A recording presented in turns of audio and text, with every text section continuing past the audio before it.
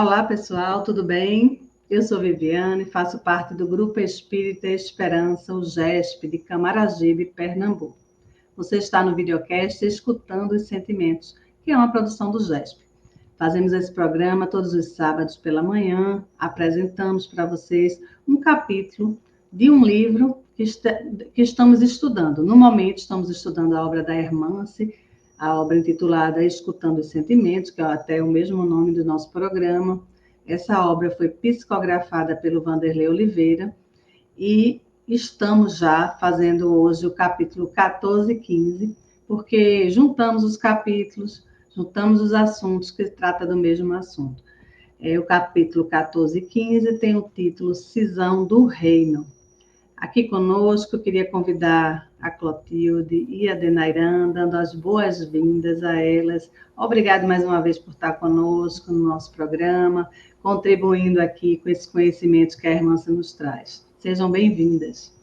Obrigada, Vivi. É tão bom estar aqui com vocês de novo, Dena, Vivi, e também com as pessoas que nos seguem, né, os nossos seguidores aí no Grupo Espírita Esperança, aí no YouTube e nas outras plataformas também. Muito bom estar aqui com vocês estudando esse livro riquíssimo.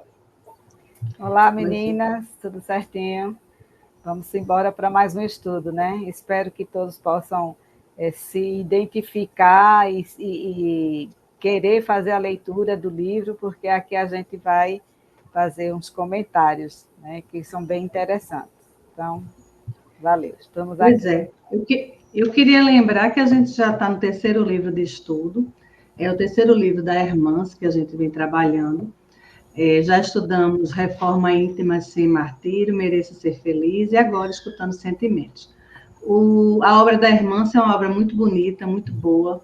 Ela toca, né, no nosso coração, ela toca no nosso psique, ela traz muitas reflexões. Se você está chegando aqui pela primeira vez, eu te convido a conhecer, né, e assistir os capítulos anteriores, os programas anteriores, tanto desta obra como das obras que nós já estudamos. Aqui no YouTube tem uma playlist onde você vai encontrar todos os livros que já estudamos e todos os capítulos com seus temas. Então, seria muito importante se você puder assistir, né, os programas anteriores e, se gostar, deixar seu like e compartilhar com os amigos para que esse conteúdo possa chegar para mais gente, mais pessoas. E o YouTube só entende que o programa é bom, que dá para levar para mais gente, se você deixa o like e compartilha.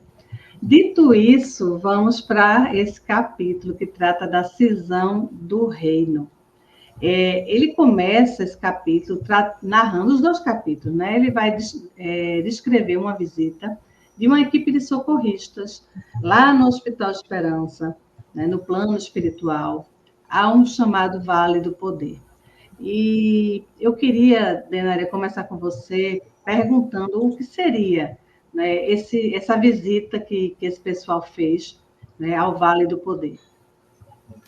Bom, a história, né, daqui do livro se refere a um ambiente em que esse local ele é habitado por mentes comprometidas com o egoísmo exacerbado, com a arrogância e, consequentemente, com a crueldade e a maldade.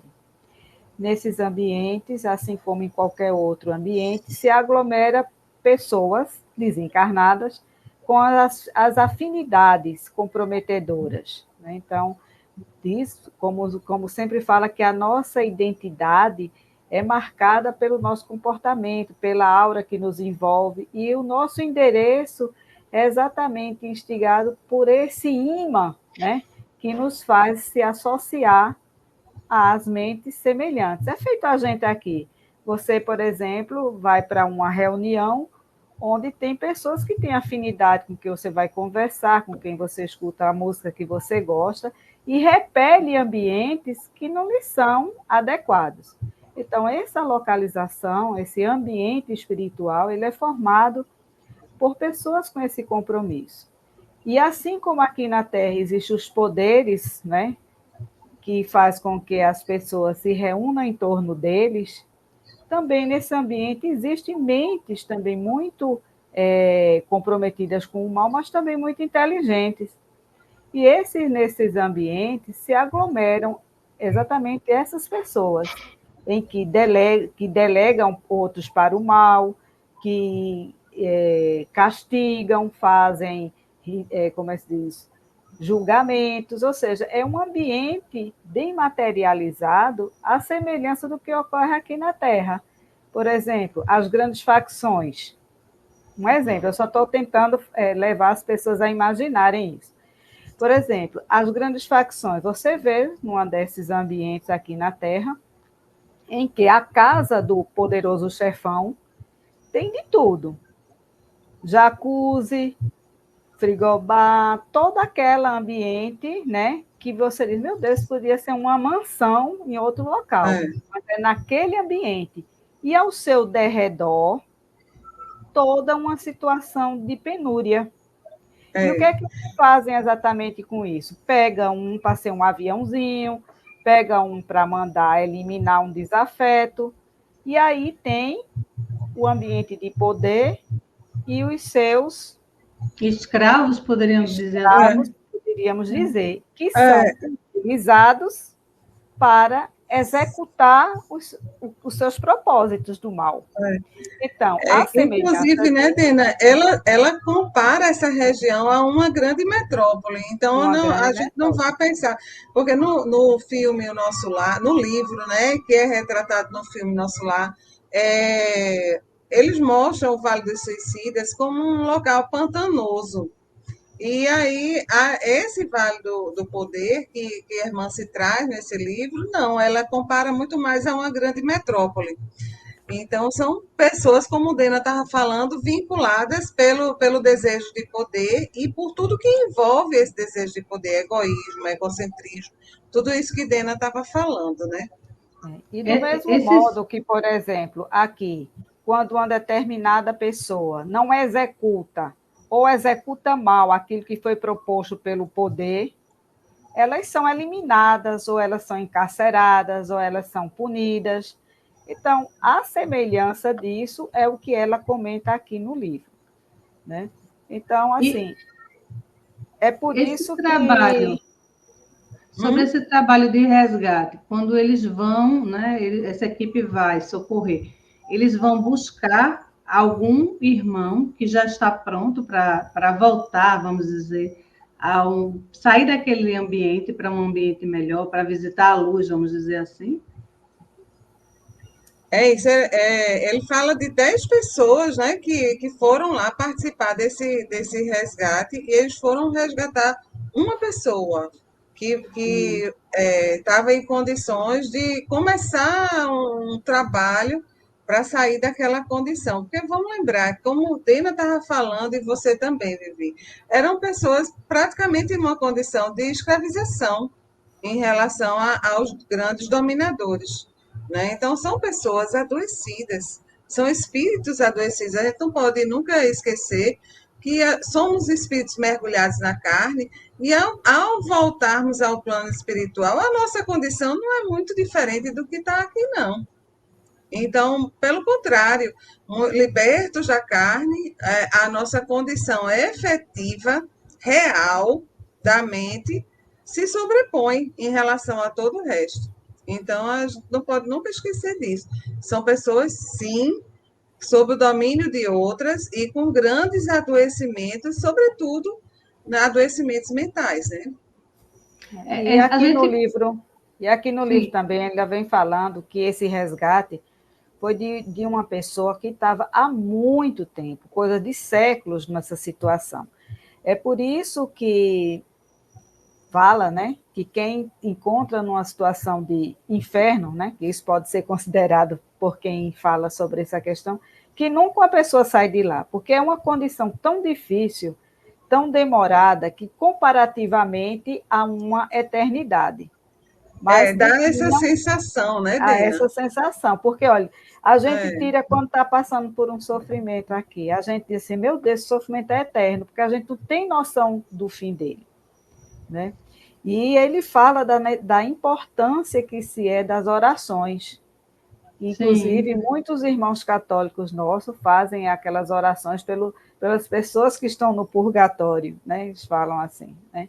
Então, as orações pelas almas é importante, porque chega não diretamente a uma pessoa, mas para um ambiente e que, em determinado momento, uma dessas criaturas, dessas pessoas, se encontra numa condição já de pedir socorro, mas não aquele socorro da revolta, porque muitos desses que estão aqui, porque existe uma cisão na mente dessa pessoa, porque ela se revolta tanto, tem tanto ódio ali dentro, que é como se houvesse uma cisão da humanização com o pezinho que a gente ainda tem na animalidade, né?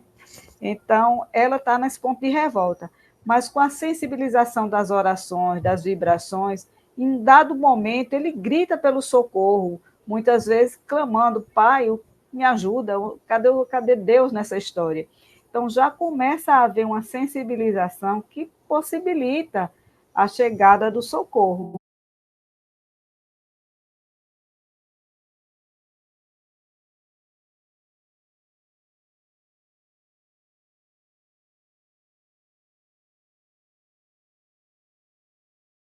Socorristas.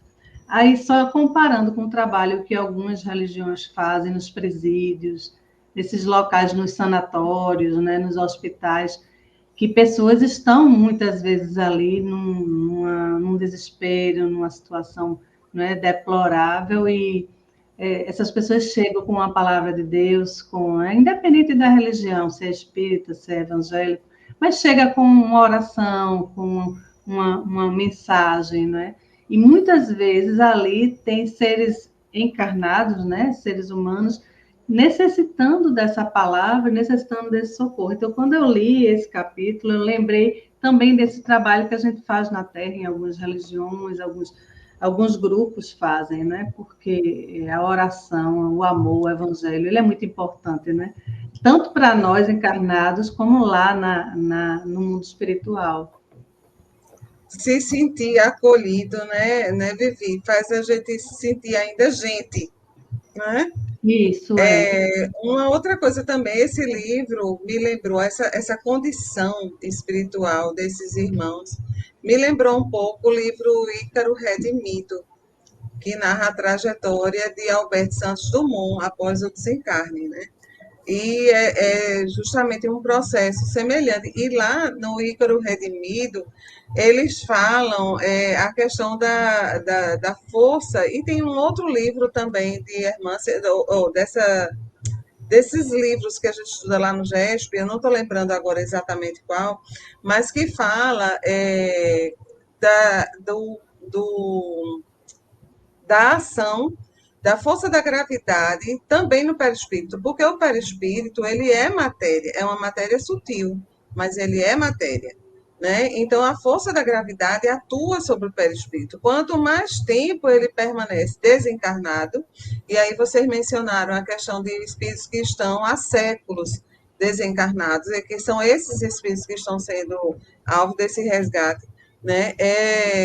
Eles vão se deformando e eles vão perdendo um pouco a aparência como nós temos. E como a grande maioria dos espíritos recém-desencarnados tem. Então, dentro de um período de normalidade, de que a pessoa fica desencarnada, então ela permanece com essa forma que a gente conhece. Mas a partir de um determinado momento, o esforço para manter a forma é muito grande e muitos espíritos começam a ficar deformados. A forma, como acontece assim, que forma eles assumem, aí varia de acordo com a condição deles, né? A literatura mostra uma diversidade muito grande que eu acho que não é alvo do nosso estudo nesse momento.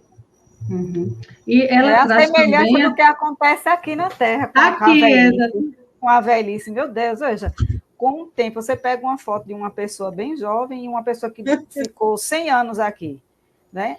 A gravidade, tudo isso tem. Então, assim... E veja que varia de pessoa para pessoa, né? Outro dia eu vi a foto da mãe de uma grande amiga minha, e ela calcula-se que ela tem aí 110 anos de idade. E eu olhei para ela, meu Deus, ela parece ter 80, ela não parece ter 110 anos de idade, né? E, É, por outro lado, eu vejo uma outra pessoa que é conhecida minha, que só tem 3 anos de diferença para mim, parece ter 10 anos de diferença. Aí, é. assim, varia, a condição varia de pessoa para pessoa, né?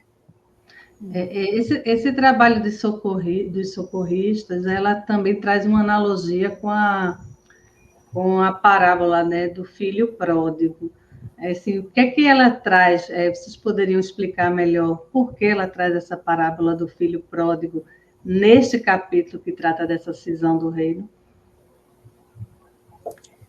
Eu li, e Clotilde pode aí complementar, que é exatamente no momento em que a pessoa se dá conta da sua condição, de que extrapolou todas as benesses do Criador. Então, chega o momento que a pessoa, cansada de sofrer, requisita o retorno à casa paterna. E é nesse momento, não precisa, como já mencionado, que a pessoa externalize com todas as palavras, mas o sentimento que está ali dentro dela do socorro, dito até de uma forma muito simples de pedir, já cria esse link, né, com o grupo socorrista para tirar aquela pessoa daquela situação.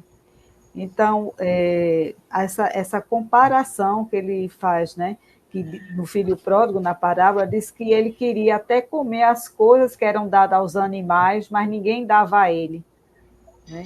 E a alegria que foi o pai recebê-lo. Então, a condição que essa pessoa chegou a essa situação da cisão, que fala aqui, é exatamente isso.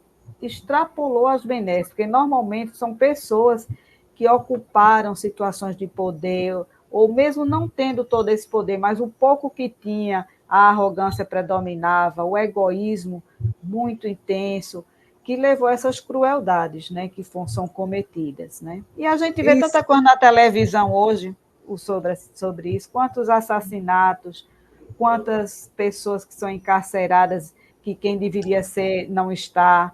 Enfim, todas essas atrocidades humanas que vão se repetindo na mesma pessoa regularmente, causa desequilíbrio, né? Porque a maldade ela causa Vão desequilíbrio. se afastando, porque vão também se afastando da sua condição humana, porque é humano você amar, é humano Amar. você, não é você continuar nessa busca de uma melhoria interior.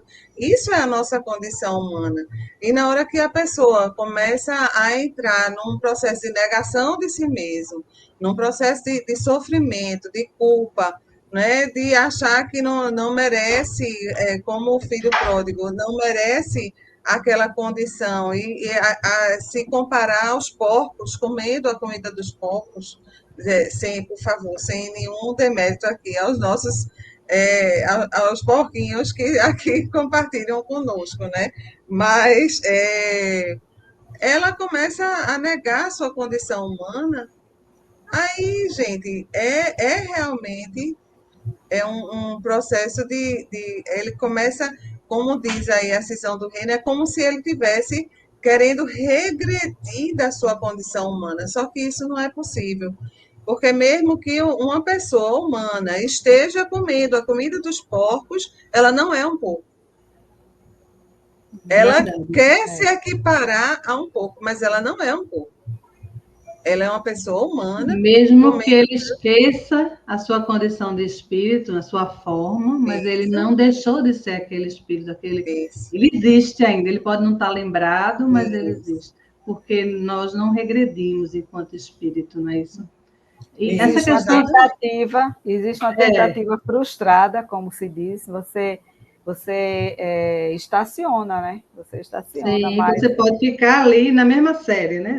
Repetente, mas você É não por regride. isso que, é por isso que nessa leitura ela sempre está conclamando a gente a escutar os sentimentos, né? Porque é uma das nossas condições de humano que a gente ainda não chegou à humanização propriamente dita. Inclusive, ela diz assim que nós não somos civilizados, nós somos povos esclarecidos. Isso. Né? Nós possuímos o esclarecimento, mas a civilização a gente ainda não tem dentro da gente. Porque ela, inclusive, ela cita até aqui, no caso, mencionado sobre os espíritos, mas isso é para qualquer outra denominação doutrinária ou religiosa. Muitas vezes a gente tem um comportamento, né, por conta do conhecimento, do esclarecimento, mas no dia a dia a gente ainda se pega fazendo coisa que não é, coisas comezinhas, como, por exemplo, ela cita aqui. Às vezes você é uma pessoa tão esclarecida no seu ambiente religioso, mas quando você está em casa, você nem cuida do seu próprio banheiro. Entendeu? A pessoa ajeitou e você vai lá e nem isso faz. Né? E, de repente, alguém reclama com você e você vai lá e solta os cachorros, por assim dizer. Então, a civilização na gente, nas coisas comezinhas, olha, é tanto que uma pessoa que devolve uma carteira sai na televisão. Né? Como se fosse algo inédito. Algo incrível, né? Que era para ser o natural, né? Incrível é não devolver, né? Quantas coisas, propaganda dizendo assim, seja gentil, né? Gentileza atrai gentileza. Aí mostra alguém ajudando outro a atravessar a rua, como se isso fosse a coisa mais... Ou seja, a gente ainda está num processo educativo dos sentimentos. A irmã, se ela traz acho que talvez ela traz uma grande convite, né? É que a gente compare essa cisão do reino, né? Ela traz essa história para ilustrar, mas aí se a gente chegar aqui na nossa, né? Na Terra, onde a gente está encarnado, que a gente precisa também trazer essa cisão para a gente, né? A cisão da maldade, a cisão do egoísmo, né? A gente precisa romper isso, né? Da maldade, do egoísmo. E ela fala no capítulo. Urgente, né? Urgente. Para que a gente possa atingir essa civilidade que a gente precisa, né? Porque estamos ainda muito animalizados, né? Pois é. Estamos no momento da separação do joio e do trigo, né? Isso, é. A gente age ainda muito por instinto, né? Muito por instinto. Então, é um dos sintomas, um dos sinais de que a gente ainda está muito longe dessa civilização. Eu lembro um livro que eu li no seu nome, também sou assim, feito Clotilde, de ler as coisas e não sabe onde. Mas eu dizia o seguinte, se vocês vissem como fica a fisionomia quando a gente está com raiva, que ele no diz, Evangelho cita isso, foi, né? no Evangelho que você ia dizer, ou você iria rir da sua cara de tão feia que fica, ou você ia ter medo, né? Aí, nisso, eu fico imaginando, às vezes, você vendo uma pessoa brigando com outra, aí você olha assim e faz, meu Deus do céu, se isso aí fosse dois bichinhos, era assim, que não sabe falar. E, às vezes, a gente fica parecido mesmo, né? Quando a gente perde o prumo, por assim dizer. Então, a gente tem muito ainda a caminhar. Então, nesse estudo aqui dela, ele é muito convidativo. Inclusive, ela cita também um capítulo da reforma íntima, né, Clotilde? Tu lembra qual é o nome do capítulo? Tina, deixa eu ver se eu resgato aqui. A que ponto nos encontramos, né? É o capítulozinho final lá do em que ponto da evolução nos encontramos, né? Isso, Porque é um convite para a gente olhar nossas sombras, ela faz isso, porque é o momento que ela está pedindo para que, com isso, a gente evite essas grades psicológicas que a gente fica criando e colocando ali dentro as defesas que não precisam mais, que é coisas instintivas, do medo, da raiva, e um monte de situações que vai começando, se forem alimentadas, elas vão causar muitos danos para a gente. Então, mais do que nunca, o convite que ela deixa aqui para a gente se revisitar. Tem uma passagem que eu achei muito interessante nesse capítulo, que é logo no início, quando o condutor da missão, ele pede aos ajudantes, quando chegam nesse local, né, que a energia desse local não é uma energia tão boa, eles pedem que se ajoelhem na porta dessa cidade, né, do poder, e demonstrem respeito, Respeito porque aqueles irmãos estavam ali por escolhas, pelo livre-arbítrio também, não é? Que a gente tem que respeitar o outro também, a colheita é obrigatória, então nós semeamos, nós colhemos. Então ele chega na porta dessa cidade e pede para que todos se ajoelhem e, em sinal de respeito às escolhas, reconhece também, para que reconheça ali que aqueles irmãos que estão ali também são filhos de um mesmo pai, né, que são ali ninguém é melhor que ninguém, só que os que estão indo resgatar, ele não é melhor do que está ali sendo resgatado, apenas fizeram outras escolhas, né? E assim, se a gente pudesse fazer uma analogia, né? A nossa vida aqui, isso aqui, eu estou falando porque na hora que eu li, eu comecei a me colocar aqui no dia a dia da nossa vida, que muitas vezes, por a gente estar numa religião ou ter um conhecimento maior, a nossa arrogância, ela toma a frente e a gente não consegue respeitar aquele irmão que fez aquelas escolhas e está naquela situação. E a gente, o dedo, ele é muito de apontar. E eu estou falando aqui, não estou falando só de espírito, estou falando de seres humanos, porque qualquer religião, acredito que todo mundo falha nesse quesito do respeito. Aí, assim, como a gente já está partindo já para o finalzinho do nosso programa, eu queria que vocês falassem um pouquinho sobre essa questão desse respeito, do livre-arbítrio, da escolha do nosso irmão, que a gente está ali, a gente está até para dar uma palavra, trazer uma oração, fazer alguma coisa, mas a gente não pode responder nem modificar a escolha do outro, não é isso?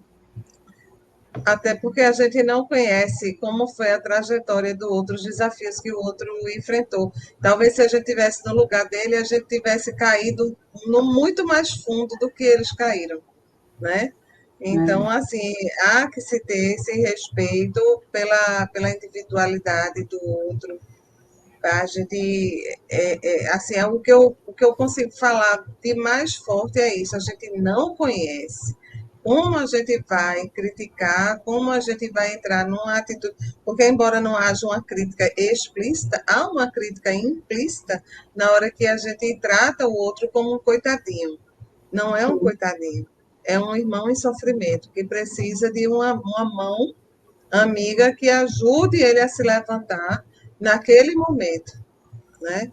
Mas muitas vezes são pessoas que têm um conhecimento enorme e quando conseguem virar a chave, rapidamente conseguem percorrer um caminho, uma distância muito maior do que o que a gente sofridamente conseguiu caminhar ao longo de um tempão, né? Então, assim, a gente precisa ter esse respeito, porque a gente não conhece a pessoa que está do outro lado. E ainda que a gente ache que conheça, é nosso irmão e merece amor, carinho e respeito, né? É um igual a nós. Pois é. Respeito é importante, né? Esclarecimento é importante, mas a virada de chave é de cada um, individualmente, né? Não é porque a pessoa, é bom entender que a pessoa tem um livre-arbítrio, mas não é simplesmente você olhar e dizer assim, deixa para lá, ele escolheu, agora se vire. Não é isso, eu acho que o papel de cada um de nós é o esclarecimento. O Cristo falou, né? Você vai ir e pregai, e se no ambiente que você chegar, ou a pessoa a quem você dirige, suas palavras não ecoarem, pegue a sandalinha, bata, tire a poeira e siga. Porque assim, você não pode deixar o léu e largar. Você tem um conhecimento, você passa, você oferece. Mas a virada de chave, a saída do fundo do poço, tem que passar o desejo. Vou ter que querer, né? Até porque isso já é mostrado até nas políticas públicas mesmo, com relação às pessoas envolvidas com droga. Né?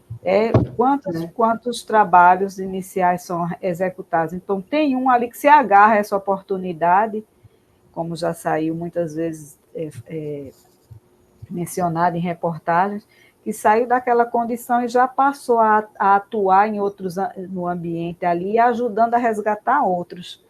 Porque, como ele viveu aquela condição, ele sabe como chegar junto. Mas ele viu aquela oportunidade e se agarrou a ela. Mas se chegar uma pessoa impondo, né, o tempo todo, você está ruim, precisa disso, a pessoa, se não tem ainda a força interior, não muda. Né? Mas, por isso que é importante o respeito, mas paralelo ao esclarecimento. Né? E também de que a opção da pessoa não cause danos a terceiros. Né? E uma coisa é você deixar o livre-arbítrio agir, cada um fazer suas escolhas, mas que essas escolhas não venham causar danos também a outras pessoas, né? Então, assim, tudo é um ponto de equilíbrio. É verdade. Uma coisa também que eu queria lembrar, que na própria lição que a irmã faz a comparação aí com o filho pródigo, né? O pai que recebeu o filho pródigo, em momento nenhum abriu a boca para questionar qualquer coisa, simplesmente acolheu, né? Abraçou, acolheu e deu a ele a condição de ele retornar. E ele queria ficar como um dos vassalos, e ele disse: não, você é meu filho, venha para cá. Né? Então, essa beleza desse amor imenso que o Cristo traz nessa lição, a gente tem que tomar para a gente, e a gente precisa, sim, aprender a ter essa atitude mais amorosa e mais fraterna, né? De trazer as pessoas para junto da gente, sem críticas, né? Porque é amar a a todos. humilhação. Né? E o papel da casa espírita, né? Que a irmã se fala aqui, né, Dena? A irmã se fala aqui no livro, o papel da casa espírita diz que é importantíssimo, núcleos de amor, né, de E aprendizagem. a gente também tem que entender que o próprio arrependimento e o próprio remorso já é o peso muito grande da colheita, né, de um plantio equivocado. Então, se você vai ajudar, como é que você vai o tempo todo estar espezinhando e lembrando da pessoa da sua condição? Encalcando, Então, né, na não ferida. pode. A pessoa precisa ter a oportunidade de se reerguer. E é assim, graças a isso, que a gente tem a reencarnação, que passa de levezinho uma borracha na gente, que é o famoso esquecimento, né? Para a gente começar de novo, resgatando aquelas situações que a gente deixou para trás. Enfim, é uma beleza esse conhecimento. Exatamente. Eu queria dizer assim que essa lição ela traz aí um convite, né? Que a gente possa orar, a gente possa pedir pelos nossos irmãos encarnados, desencarnados, possa respeitar as escolhas do outro, sem se achar melhor, né, do que o outro. O amor, eu acho que é a chave, né? Se a gente exercitar esse auto-amor e o amor ao próximo, é a grande chave, é a grande lição que Jesus deixou para a gente, que a gente precisa colocar em prática quanto antes, né? Hoje eu estava vendo um meme desse na internet que dizia assim: é para amar a todos, mas não é para escolher, não. É todo mundo. Então você tem que exercitar o amor ao próximo sem escolha, né? É muito fácil amar os semelhantes, né? Quando o grande desafio é amar o que não é semelhante, né? Os desiguais a nós. Meninas, eu queria agradecer mais uma vez pela participação. O capítulo, ele traz muitas nuances, né, que a gente nem trouxe aqui, mas eu convido a você que está assistindo, se puder dar uma lidinha, né, para complementar o que a gente falou aqui, porque o que a gente traz é a nossa interpretação, é a nossa visão, e cada uma tem um mundo aqui vivido, né, tem uma vida vivida, e cada um vai trazer pela sua experiência de vida, né, suas reflexões, mas você lendo o capítulo, você pode ter outro entendimento, e isso aqui é a beleza do livro, né, que cada um possa entender da melhor forma e da forma que é necessário entender. Agradecer a Denairan, agradecer a Clotilde, e dizer a vocês que é muito bom estar em sua companhia. Todos os sábados, às 7 da manhã, a gente libera um programa. Alguns sábados a gente não libera por questões técnicas, né? Pode ser que um sábado ou outro a gente não possa liberar, mas a ideia é todo sábado ter um capítulo novo para você. Obrigada. Mas aí revisita, né? Revisita os outros, né?